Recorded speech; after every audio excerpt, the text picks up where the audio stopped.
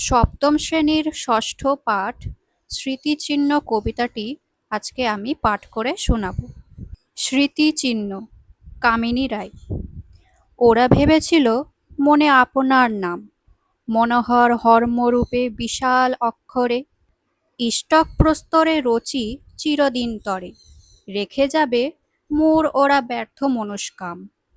প্রস্তর খসিছে ভূমে প্রস্তরের পরে, চারিদিকে ভগ্নস্তূপ তাহাদের তলে, লুপ্ত স্মৃতি শুষ্ক তৃণ কাল নদী জলে, ভেসে যায় নামগুলি কে বা রক্ষা করে, মানব হৃদয় ভূমি করি অধিকার, করেছে প্রতিষ্ঠা যারা দৃঢ় সিংহাসন, দরিদ্র আছিল তারা ছিল না সম্বল, প্রস্তরের এত বোঝা জড়ো করিবার তাদের রাজত্বের অক্ষুণ্ণ কেমন, কাল স্রোতে ধৌত নাম নিত্য সমুজ্জ্বল।